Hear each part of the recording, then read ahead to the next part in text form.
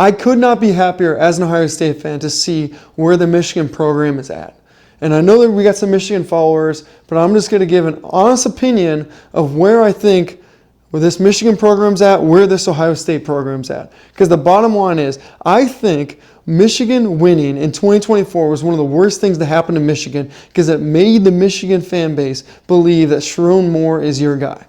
And when you actually take a step back, Sharon Moore, yes, he had some success against Ohio State, but the bottom line is he's part of the cheating scandal. If John Harbaugh didn't know, guess who did know? The offensive coordinator and the defensive coordinator, of which it was proven that they were cheating because they were fined. So now you have a Michigan team that believes in this coach, that has unethical practices, that needed to cheat because you wouldn't cheat unless you need to cheat to win against Ohio State. They get a couple wins. Next thing you know, now it's an even playing field, and they absolutely just got their ass kicked. The only saving grace, if you're a Michigan fan right now, is the fact that your team is so young. I'm going to talk about the two things Michigan needs to beat Ohio State next year if they are going to beat Ohio State next year. What Ohio State figured out this year that was really great for them was they figured out tight ends.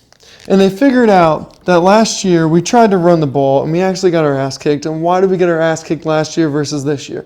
Because last year we tried to stretch the defense of Michigan with outside zone running, which means like we're running out in space. Everyone's getting out in space, boom, boom, boom. And Michigan was just better than Ohio State at this. So what did Ohio State do? They decided, hey, we're going to run power football. And we started doing this in the first quarter. And we noticed that when we were bringing the guard to pull, it still wasn't working because Michigan was just shooting the gap so strong. So then what did Ohio State do? Ohio State then said, okay, whoa. We got this new position group that we didn't have last year. We have the tight ends. So they started running every single power pull with tight ends. All right, so the ball's running this way. We're going to send this tight end out to kick out the outside linebacker or the defensive end in some cases.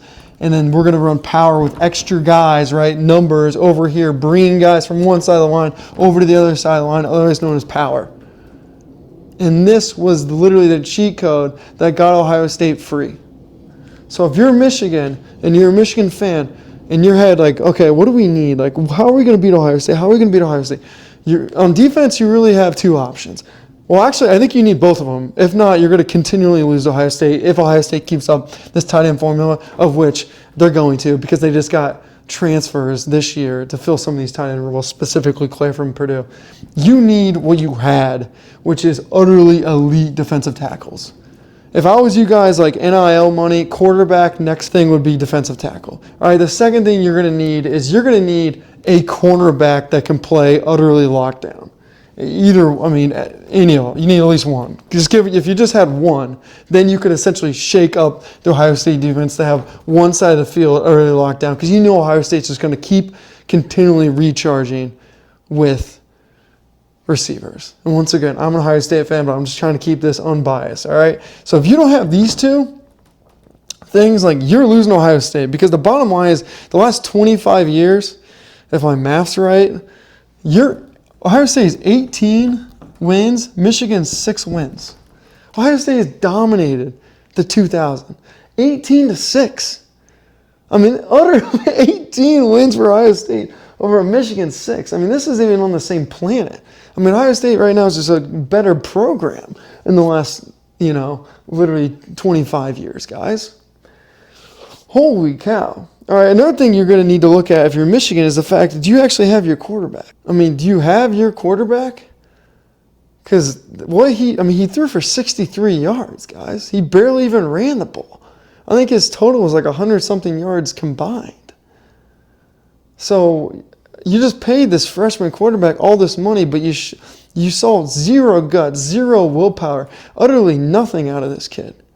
And if you're going to win against Ohio State, and how J.J. McCarthy won against Ohio State was he could just extend plays, and he could do this with his feet scrambling outside the pocket. He could do this with just stepping the pocket, correct footwork within the pocket. Like these plays got Michigan extra first downs on top of their power run game. And these extra passing first downs on 3rd down and 10, 3rd down and 12, 3rd down and 8. That's what won those games over those 2 years where J.J. McCarthy, did he win 3? I think he just won 2. when J.J. McCarthy was winning games against Ohio State. So you got to ask yourself, like, we just had a quarterback that we paid all this money to, and he showed zero guts.